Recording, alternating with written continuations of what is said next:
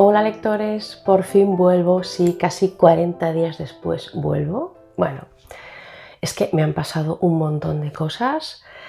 He estado en Andorra un par de veces por trabajo, grabé un vídeo con Jan allí, con Trotalibros. No sé si no me seguís en Instagram, a lo mejor no os habéis enterado, pero si vais a su canal veréis que hay un vídeo conjunto que quedó bastante divertido. Os pondré el enlace abajo. He tenido asuntos familiares, he estado enferma 3 semanas, bueno, aún lo estoy. Espero que la tos me permita grabar, pero Déu-n'hi-do. Y también tengo noticias buenas y noticias malas. La primera mala es que he suspendido las oposiciones, finalmente. Casi un año después me dicen que me han tumbado en el cuarto y último examen. Fue un golpe, pero bueno, yo sé pasar página bastante rápidamente. A los pocos días se me acababa el contrato laboral, pero a los 4 días tenía trabajo otra vez. Empiezo este jueves. Bueno, un trabajo genial que no me esperaba para nada. Bueno, esto tiene cosas buenas y cosas malas. Cosas buenas es que es un buen trabajo, cosas malas pues que me esperaba tener un poco de tiempo libre entre trabajo y no va a poder ser, con lo cual no podré avanzar vídeos y trabajo todo el verano, todo. Pero bueno, es por una buena causa. Bueno, vamos ya por el vídeo, ya sabéis que yo siempre voy al grano. Como veis es otro resumen de lectura, es el tercer resumen de lectura seguido, pero es que no me ha dado tiempo a preparar nada más. Creo que el próximo vídeo sí que por fin va a ser la reseña del Infinito en un junco. Y bueno, este último mes de mayo, pues las lecturas han sido un absoluto desastre, desastre. He leído 5 novelas y un cuento. Y bueno, estoy muy frustrada porque no he leído libros que me hayan gustado prácticamente y además me he frustrado muchísimo porque todos los que no me han gustado son libros muy renombrados de autores ya clásicos. O sea que imaginad, voy a rajar bastante. Antes de empezar con las lecturas de este mes de mayo, dejadme que os hable otra vez de Yo, Tituba, la bruja negra de Salem, una lectura del mes de abril que me encantó, de Maryse Condé. Porque olvidé decir un detalle muy importante, muy interesante, y es que en esta novela, que ya os expliqué que trata de... es una especie de reconstrucción, básicamente ficción porque no se sabe casi nada, pero quiere ser una reconstrucción de la vida de Tituba, que fue una esclava negra que fue procesada en los famosos juicios por brujería de Salem del siglo XVII. Y hay un momento de la novela en el que Tituba es encarcelada, que ya se sabe que va a ser encarcelada, no es spoiler, y de pronto se encuentra en prisión con Hester Price. Hester Price. Hester Price es la protagonista de La letra escarlata, de Nathaniel Hawthorne. Y es genial, dices, ¡ay, Dios mío, es Hester! Entonces esa parte podía haber sido muy interesante porque, no sé si habéis leído La letra escarlata, pero también ocurre en el siglo XVII, en ese ambiente de las colonias puritanas en Estados Unidos, y Hester es una adúltera en un lugar en el que la moral, desde luego, no permite semejante cosa y donde el castigo pues, es muy cruel. Entonces, la conversación entre Hester y Tituba podía haber sido muy interesante, y lo es a ratos, pero ya os dije que el gran problema de esta novela de Tituba, que os recomiendo fervientemente, pero sí que tiene este problema, es que está escrita con la mentalidad actual, claramente, pero muy, muy claramente. Es imposible que Tituba en esa época tenga semejantes planteamientos feministas, antiesclavistas, etc. Ya sabéis que siempre hablamos de que hay gente que es adelantada a su época. Cuando hablábamos de, por ejemplo, en la reseña de La cabaña del tío Tom, de cómo Harriet Beecher Stowe escribió esa novela contra la esclavitud, os decía, a ver, Harriet era antiesclavista en su época y no era la única. Ella vivía en el norte de Estados Unidos y era antiesclavista, pero no era antiesclavista como lo somos nosotros. Hay un margen muy amplio. Entonces, en esta novela de Tituba se dicen cosas que son imposibles. Y hay un momento en el que Hester Price le dice a Tituba algo así como: tú no serías buena feminista o tú no podrías ser feminista, y pegas un bote en el sofá porque es imposible que en esa época se dijera esa frase, que en esa época se utilizara la palabra feminista. Entonces yo os recomiendo fervientemente esta novela, es una de mis mejores lecturas del año, pero tened muy en cuenta ese aspecto, ya veréis que se nota enseguida, y es que la palabra feminista creo que es del siglo XIX, del XVII seguro que no. Y vamos ya a por las lecturas del mes de mayo y a por mi primer chasco, que no es otro que Una cierta sonrisa de François Sagan, novela breve, es un pequeño placer, de 1956. Bueno, yo sabía que esta novela no me iba a gustar, es que lo sabía. Yo tengo un claro problema con la literatura francesa posterior a la Segunda Guerra Mundial, sobre todo la que tiene esos tintes existencialistas. Me aburre muchísimo. Os cuento, ¿de qué trata la novela? La novela trata de una joven, Dominique, que estudia Derecho en París. Es una persona que está como muy aburrida de la vida, es una persona muy apática, que tiene una pareja que es Bertrand. La relación que mantienen es absolutamente fría por parte de ella, es una relación sin pasión. Y esto cambia cuando Bertrand le presenta a Luc, que es su tío, que es un seductor. Y a ella le empezará a interesar este hombre. Entonces, ¿qué le pasa a la novela? No le pasa nada. La novela está bien escrita, está bien estructurada, es muy económica en el lenguaje, es muy precisa. La novela no tiene nada de malo. El problema son el tipo de historia y de personajes, que a mí no me interesan nada. Yo esos personajes ociosos, indolentes, apáticos, aburridos de la vida, no se sabe por qué, que se buscan a sí mismos y jamás se encuentran, que se atormentan a sí mismos y de paso a todos los demás, no puedo con ellos, no puedo. Creo que este problema deriva de que yo soy una persona muy estable, muy práctica, que nunca se aburre, que siempre está bien. Yo, si fuera por mí, siempre estaría bien. Es el mundo y los demás los que me inestabilizan, por decirlo así. Pero en este caso, la protagonista es ella la que provoca su estado. Entonces yo esto no lo soporto, me resulta exasperante. Entonces, como os decía, me pasa lo mismo con el resto de novelas existencialistas de esa época, de mitad del siglo XX en adelante, francesas. Porque no me pasa, por ejemplo, con los clásicos americanos ni ingleses de esa época. Me pasa con los franceses, me pasa con Albert Camus, por ejemplo, también. Leí La caída.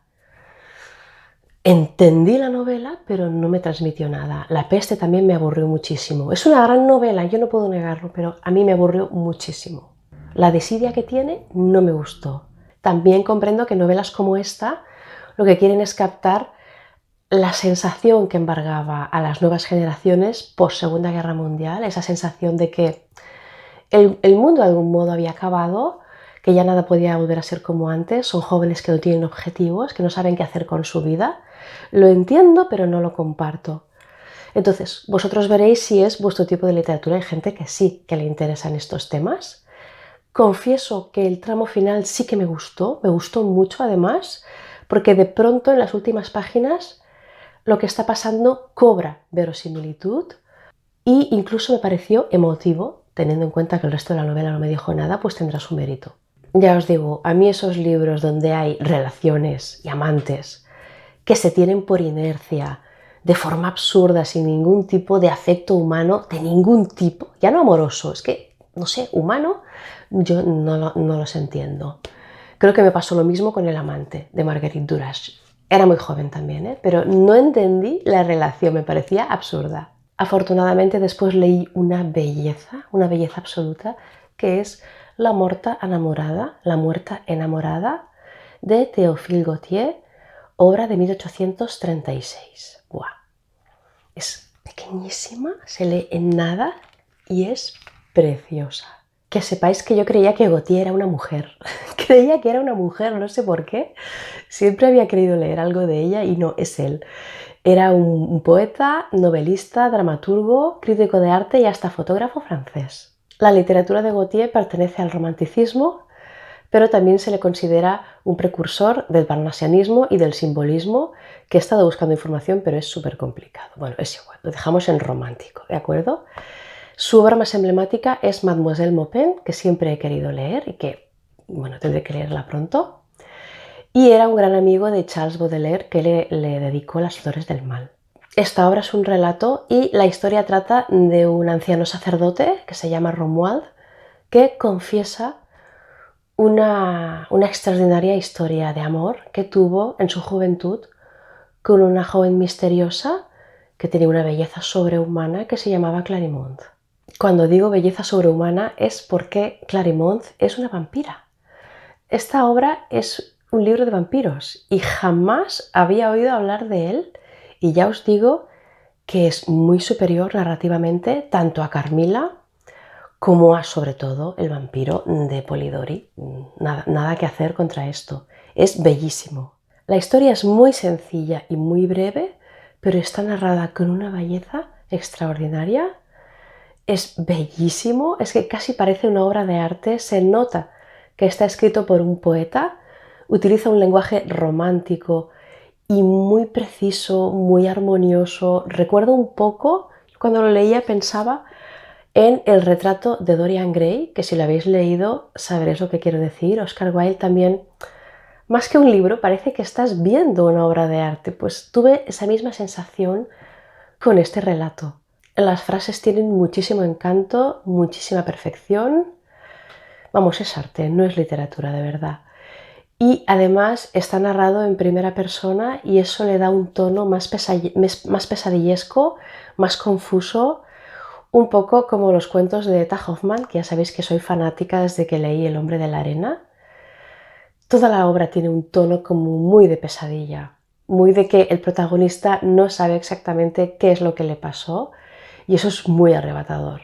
Vale mucho la pena, de verdad. Es una obra sencilla, breve, pero te deja la sensación de que has estado sentado en una galería de arte admirando una obra absolutamente fascinante.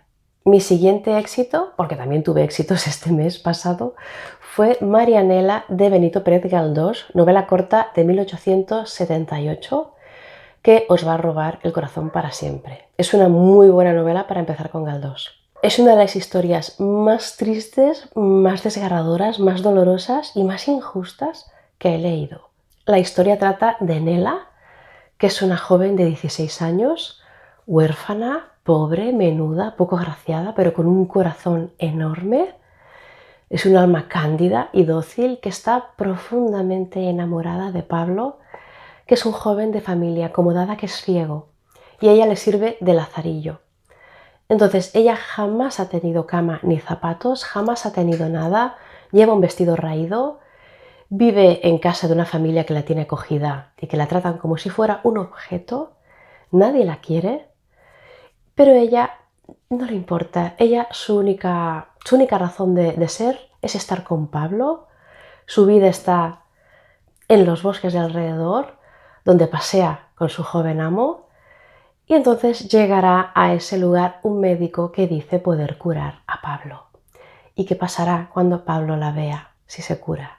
¿Qué pasará cuando Pablo deje de ver el mundo a través de la belleza moral de las cosas para verlo a través de la belleza física? Bueno, me ha sorprendido muchísimo esta novela porque yo desconocía totalmente la vertiente humanitaria y caritativa de Benito Pérez Galdós. Yo no sabía que era una persona que se interesara tanto por los pobres.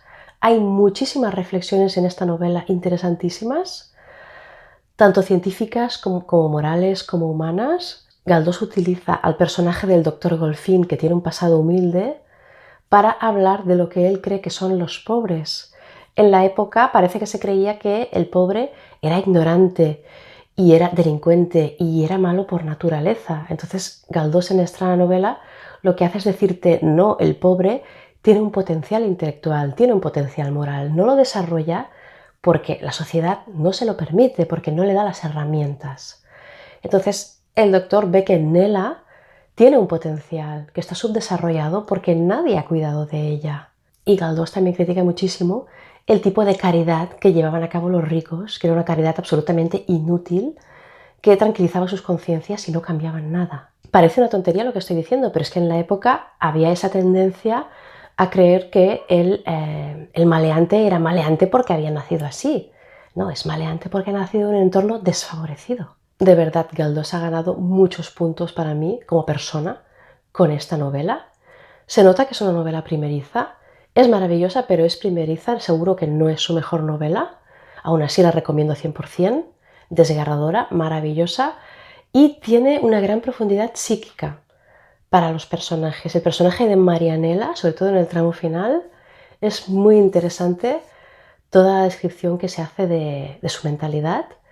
Y las últimas páginas son muy dramáticas y muy intensas. Lo recomiendo muchísimo. seguimos con mi primer batacazo gordo del mes, pero gordo, gordo, que ha sido Meridiano de Sangre de Cormac McCarthy, autor estadounidense, y novela de 1985.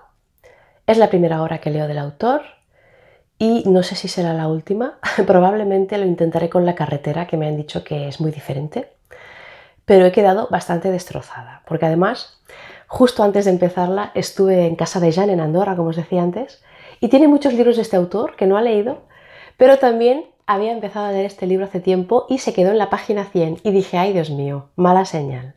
Efectivamente. Es muy frustrante para mí, de verdad, porque se considera que Cormac McCarthy es uno de los grandes autores estadounidenses vivos.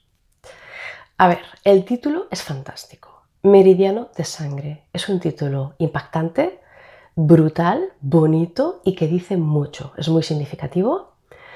Meridiano de Sangre sería la frontera entre Estados Unidos y México en el siglo XIX, cuando el gobierno mexicano pagaba literalmente a mercenarios para que masacraran a los nativos americanos. Cualquier persona podía meterse en el negocio. El único requisito era aportar la cabellera de esos indígenas asesinados y el precio era diferente en función de si era hombre, de si era mujer o de si era niño. La novela es muy violenta. Es muy violenta, es muy cruda. El contexto histórico es muy interesante y está muy bien escrita. Yo no puedo decir lo contrario. Es una novela extraordinariamente sórdida, lo cual encaja muy bien con lo que quiere contar, pero ha tenido varios problemas para mí. El primer problema han sido los personajes. La novela se centra en un grupo de hombres que busca cazar nativos americanos y ninguno de ellos es un gran personaje. No es una novela de personajes. Son personajes sin desarrollo psicológico y arquetípicos. Tenemos al líder, tenemos al estratega, tenemos al consejero, tenemos al guerrero y tenemos al aprendiz, que es un chaval, le llaman el chaval, no tiene nombre, sería un poco el personaje más protagonista de cara al lector, es el primer personaje que aparece en la novela, es un chico joven que se meterá en ese grupo de mercenarios. Entonces yo necesito personajes y esta novela no me los da. Ni siquiera el juez Holden, que es un miembro del grupo sangriento, sin alma, frío, del que hablaremos después, ni siquiera él ha conseguido interesarme lo suficiente. Y luego tenemos el problema de que es un libro absolutamente repetitivo. El libro es una sucesión interminable de descripciones del paisaje, de un paisaje que parece igual, pero que va cambiando de tonalidad conforme se hace de día, se hace de noche, el polvo, la luz, juega mucho con los colores, Cormac McCarthy, pero es muy repetitivo. Y también es repetitiva la acción. Todo el libro es describirte el paisaje y describirte cómo este grupo de personajes van avanzando por el desierto y van llegando a determinados pueblos, van teniendo incursiones, van teniendo escaramuzas con los apaches, etc. Prácticamente no hablan, como os digo, no los conocemos y eso es todo. Tenemos a unos personajes que son meros testimonios de ese viaje interminable por el desierto. Yo llego a un punto en el que necesito algo más. Me pasó un poco también como con En las montañas de la locura de Lovecraft, que como os dije es un libro sin humanidad, un libro en el que las personas son meros testigos que cuentan lo que pasó y que cuentan cómo era el paisaje y te describen cómo era el lugar en el que tuvieron aquella aventura que va a llegar a un punto que jamás llega. Pues algo parecido. Entonces te tiene que gustar. Entonces, cuando llevaba menos de medio libro, asistí a la clase de este curso de LAIE que he estado haciendo este año, a la clase de Meridiano de Sangre, que por eso me lo estaba leyendo. Y el profesor John Courbet pues, hizo una explicación, ¿no?, del fondo de este libro. Había cosas que las describió tal como yo las había sentido, el tema de que los personajes pues, no tienen desarrollo psicológico, el tema de los colores del paisaje, de la aridez del paisaje, pero hizo toda otra explicación de temas que yo no había pensado y que son muy interesantes. No me salvaron el libro, porque ya os digo que el libro lo abandoné. Lo abandoné antes de la mitad porque fui consciente de que no me aportaba nada, no conseguía engancharme Y de hecho entendí lo que sufre la gente cuando no puede con un libro como Moby Dick, por ejemplo. Entiendo lo que debe ser. Entonces, ¿qué contó el profesor? Entre otras cosas contó que esta novela es una reexplicación, una reinvención de lo que es la visión de la conquista y colonización de América. Es una recuperación y reexplicación de la tradición épica americana. Claro, esto es muy interesante. Entiendo lo que quiere decir.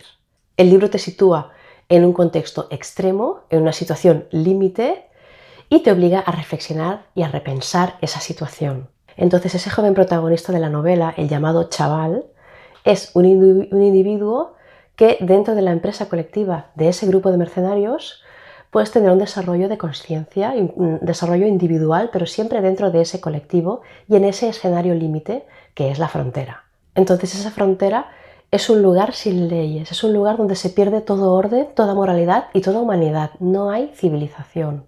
Eso está muy bien reflejado por el libro. Yo eso lo entiendo y lo aprecio, pero el libro me aburría igual. Lo más gracioso es que el profesor Joan Courbet explicó cómo uno de los grandes referentes de McCarthy para esta novela es precisamente mi amada Moby Dick. Y además explicó cómo hay muchísimos paralelismos entre esta novela y Meridiano de Sangre. Por ejemplo, en esta novela también tenemos un espacio, que sería el mar, un espacio a colonizar, un espacio que el ser humano quiere conquistar y fracasa en ese intento de conquistarlo. Y es un espacio pues, donde no hay orden, no hay moral. Y también tenemos pues, al Capitán Ahab, que sería ese líder que arrastra al colectivo pues, a la perdición, ¿no? De todas maneras, para mí, es que no se puede comparar el juez Holden con el Capitán Ahab. Yo creo que el Capitán Ahab, en su capítulo del Alcázar, es insuperable. En su locura y mezquindad es insuperable. Vamos, es verdad que no acabé Meridiano. A lo mejor el juez Holden daba más de sí después, ya no llegué a verlo. Pero bueno, entiendo que la gente que se frustra con Moby Dick se debe frustrar como yo con Meridiano de Sangre. De verdad que me sentí muy mal, porque literalmente es que no podía avanzar. Entonces, no os desaniméis. Tened en cuenta que es una novela sin personajes y una novela descriptiva. Descriptiva en el sentido más puro del término. Y que todo el rato es lo mismo. Os tiene que gustar. Hay gente que le encanta y que le disfruta muchísimo. Tenedlo en cuenta. Vamos a por el siguiente y último gran frustre. Os juro que cuando estaba leyendo estos dos libros a la vez, Meridiano de Sangre y os juro que tuve una sensación horrorosa, espantosa, de Dios mío, ya no me gusta leer, he perdido el gusto por la lectura, ¿qué va a ser de mí? ¿Qué voy a hacer con mi vida? Fue horrible, ya me he recuperado, pero fue espantoso. El siguiente es Dublineses de James Joyce, recopilación de relatos de 1914. Bueno, tengo esta edición preciosa y maravillosa de Reino de Cordelia, ilustrada, con ilustraciones a bolígrafo preciosas. No es lo mío, no es mi tipo de relato. Quería leer este libro para empezar a familiarizarme con James Joyce, antes de ponerme con el Ulises, y he quedado muy sorprendida porque no son difíciles de leer en absoluto, en absoluto. He mirado guías de lectura, he buscado información extra de cada cuento. Sí que hay cosas que igual me las han aclarado un poco más, pero tampoco se me había escapado gran cosa del significado de cada uno. Sí que se ve que hay muchos juegos de palabras, que eso sí que merece ya pues, más un estudio, pero se leen perfectamente, el lenguaje es sencillo, es claro, es bueno, o sea, la claridad expositiva de Joyce está muy bien en este libro en concreto, pero a mí no me han aportado gran cosa. Entiendo lo que significan, es decir, todos ellos juntos te hablan de Dublín, del Dublín que también conocía James Joyce, te hablan de las diferentes capas sociales, te hablan de los problemas que había en esa sociedad, te hablan de su moralidad, te habla de familias desestructuradas, te habla del alcoholismo, es muy insistente el tema del alcoholismo, critica el nacionalismo, que él odiaba, critica el inmovilismo social Dublín estaba atrasada para James Joyce. Se habla de las mujeres, del tipo de vida que llevaban las mujeres, de las dudas y problemas de las mujeres, sobre todo en familias desestructuradas. Es interesante el fondo, no puedo negarlo, pero a mí por sí solos no me han aportado nada. Me han parecido de una frialdad exagerada. Muy, muy cerebrales todos. Ah, también critica mucho la Iglesia, eso también, que se me olvidaba. Bueno, el caso es que los relatos no tienen nada de malo, nada. No tienen nada de malo, pero no les he encontrado nada de extraordinario. Me han dejado absolutamente indiferente y desconcertada. Ni siquiera, la mayoría ni siquiera tienen un principio y un final, sino que son más bien costumbristas, como si vieras pues ventanas, una ventana en esta casa, una ventana en esta casa, o está en la otra, pero no son el tipo de relatos que a mí me suelen gustar. Me han parecido los relatos más para hacer un análisis de su fondo, para estudiar el contexto, cómo era Dublín en esa época, que no para disfrutar de la lectura. Ese casi me ha parecido un ensayo disfrazado de relatos y eso no me gusta nada. Os tiene que gustarse de gente que dice que, vamos, que es el mejor libro de relatos que se ha escrito jamás. Me ha gustado bastante uno que se llama Evelyn, otro que se titula Un leve nubarrón, pero es que incluso el último, que se titula Los muertos y que todo el mundo me había dicho que era el mejor con diferencia, tiene un final muy profundo y con mucha emotividad, pero yo creo que iba ya tan desganada que tampoco me gustó tanto. Vamos, yo prefiero mil veces relatos como los de Jacobs o El hombre de la arena de Hoffman o Continuidad en los parques de Julio Cortázar antes que este tipo de relatos, no sé, insisto, no tienen nada de malo. Lo intentaré con El retrato del artista adolescente, que hay gente que me ha dicho que muy bien y gente que me ha dicho muy mal, puede pasar cualquier cosa, pero de verdad que entre esto y Meridiano de sangre os juro que estaba hundida en la miseria, pero hundida. Me recuperé bastante de todo esto con un relato de Bram Stoker titulado La casa del juez, que escuché en audiolibro en el canal El desván de los cuentos perdidos, que es fascinante escuchar cuentos en este canal, de verdad, es toda una experiencia.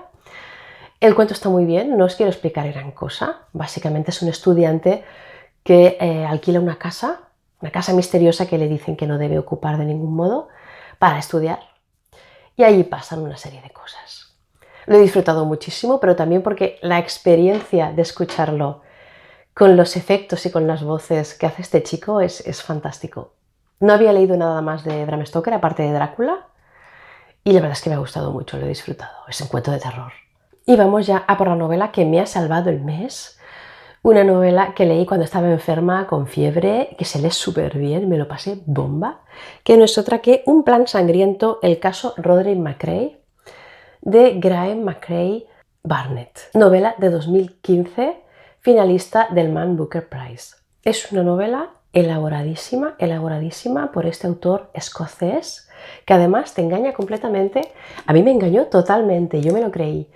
Él en una especie de prólogo te explica que lo que va a contar lo ha encontrado en los archivos. Dice que estaba buscando documentación sobre sus ancestros, sobre su familia, y que encontró el caso de un joven, Roderick McRae, que era un ancestro suyo que habría cometido un asesinato múltiple a los 17 años en una pequeña aldea en 1869.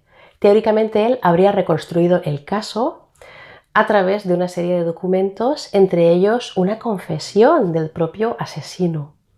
Y te explica, pero con todo detalle, lo que ha respetado y lo que no ha respetado de esa documentación, lo que ha mantenido, los cambios que ha considerado adecuados por el lenguaje de la época. Te lo cuenta todo. Yo me lo creí completamente y pensé, vaya fuentes más buenas he encontrado y qué bien las ha manejado. Bueno, pues no, se ve que es todo ficción, ¿de acuerdo? Pero es igual. Esta novela me ha recordado muchísimo a uno de mis libros favoritos, que es Alias Grace, de Margaret Atwood, novela que os he recomendado muchísimas veces. Las dos novelas se basan en un caso sangriento, en este caso, que yo sepa, es real, también del siglo XIX. Las dos novelas tienen también una narración en primera persona por parte del supuesto asesino, que es muy interesante. Tienen mucha profundidad psicológica, más Alias Grace. Alias Grace es mejor novela, pero Un caso sangriento, un plan sangriento, perdón, también profundiza en la persona que supuestamente ha cometido los crímenes. Él nos cuenta cómo pasó. También vemos la infancia de esa persona, vemos la crudeza de su infancia, la crudeza de la pobreza. Eso es maravilloso. Te implica mucho en la historia, te hace empatizar mucho con el supuesto asesino. La novela es muy, muy, muy interesante, está muy bien narrada. Aparte de la narración en primera persona del propio Roderick, también tenemos los testimonios de las personas de la aldea, tenemos también la opinión de los psiquiatras. Eso es muy interesante porque se ve qué era la psicología criminal en esa época, no, la antropología criminal creo que le llamaban, cómo creían que las personas tenían tendencias criminales por la longitud de sus brazos o por la forma de su cabeza. Fundamentalmente se ve cómo el psiquiatra lo que hace es pensar mal de la gente simplemente por su condición social. Lo mismo que decíamos un poco antes con Marianela, esa perspectiva de que persona pobre que habla de tal manera, tendencias criminales. Y aún así, realmente lo que nos muestra esta novela es que en esa época se había mejorado bastante y se intentaba que esa antropología criminal fuera científica, por lo menos se intentaba, realmente era mejor que lo que había antes, pero al lector actual pues le sorprende muchísimo. Es muy interesante también el juicio, cómo el autor nos sumerge en un laberinto de opiniones y de hechos contradictorios y por un lado empatizamos con Roderick, por otro lado vemos que hay cosas que no encajan y cada uno se forma su propia opinión del caso. En resumen, muy recomendable, es un thriller buenísimo, adictivo, muy, muy gratificante, muy bien narrado, vale mucho la pena. Y eso ha sido todo por hoy. Dejadme en los comentarios vuestra opinión de Dublineses y de Meridiano de Sangre, de verdad, porque me interesa mucho. Y nos vemos, espero de verdad, dentro de 2 semanas con la reseña de El infinito en un junco. Leed mucho.